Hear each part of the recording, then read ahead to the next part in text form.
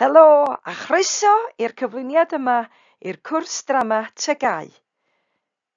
Thank you for showing an interest in the GCSE drama course.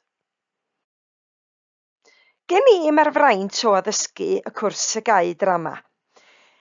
Mae'n siŵr bod yn bwnc eitha diarth i rain chi, gan bod chi ddim wedi cael llawer o ddrama yn cyfnod allweddol 3. I have the privilege of teaching the GCSE drama course. And expect you haven't had a lot of drama in Key Stage 3. So this is a presentation to give you some more information. Mae'r cwrs drama wedi rannu'n 2 uned a mi fyddwch yn astudio her rhain dros y 2 flynedd. The drama course has been split into 3 units and you'll be studying these over the 2 years.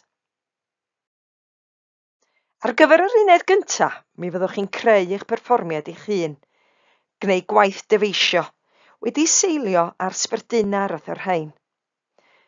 For the first unit, you'll be creating your own performance, a device, please, based on stimulus like these.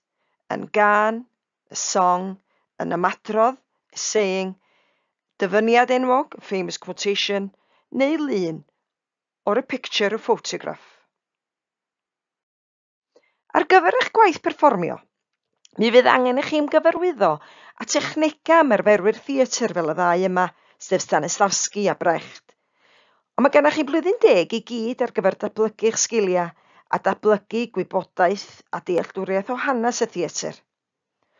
For your performance examinations, you'll need to familiarise yourself with the techniques of theatre practitioners like Stanislavski and Brecht in these photos.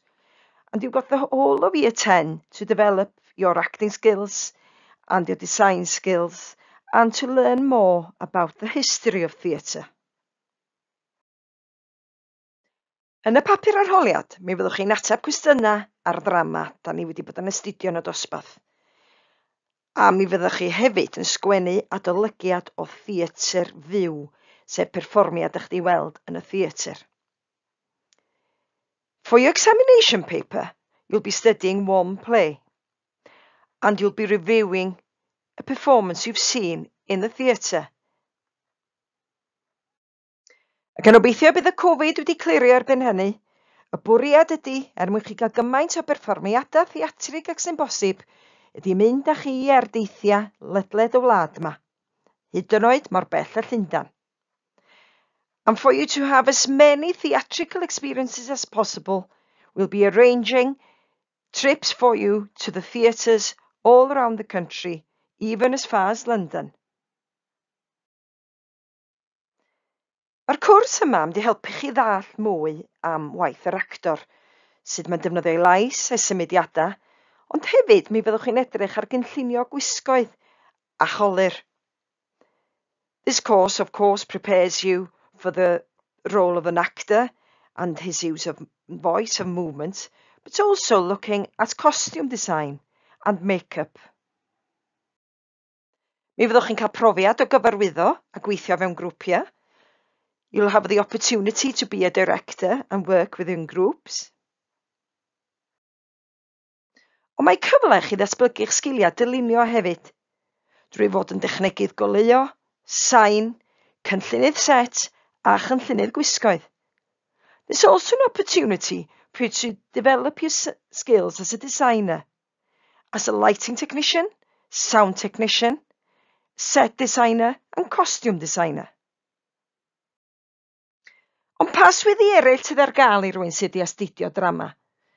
Wel, hefo'r sgiliau ydych chi'n ei ddatblygu, mi fedrwch chi'n geisio am unrhyw swydd i ddweud gwir, oherwydd fyddwch chi wedi datblygu sgiliau cyfathrebu, dadansoddi, gwerthuso, gweithio fewn tîm a datblygu hunanhyder. With all the valuable skills that you've developed within drama, you can apply for any job really. You'll be developing your communication skills, analytical skills, evaluating. You'll be working within a group, teamwork skills, and you'll be developing your self-confidence. Ond beth sy'n disgyblion presennol y cwrs i ddeud? What are the present pupils' opinions about the course?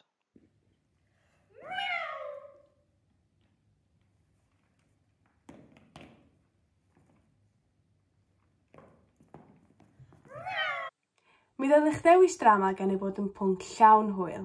Dydych ddim yn eistedd yn y dosbarth trwy'r amser. Mi ydych chi'n mynd allan yn yr awyr agored ac yn gwneud ymarferion fanno ac ymarferion yn y dosbarth. Mae hefyd cyfle i ni mynd fel dosbarth i weld sioeau.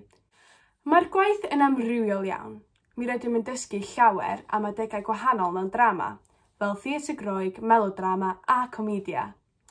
Wrth ddysgu am rheini, da ni'n dysgu ar ddilliau gwahanol ac mi allwn cyfleu rheini mewn perfformiadau. Da ni hyd yn oed wedi creu masgiau comedia i allu perfformio ynddynt. Dionysos, Dionysos, Dionysos, Dionysos, Dionysos. Diolch am y drama. I think that Year 9 should choose drama because it can be a lot more enjoyable than other subjects, because you're not just sat behind a desk all day, and you can do some of your practical work outside without feeling restricted due to being in a classroom or lesson.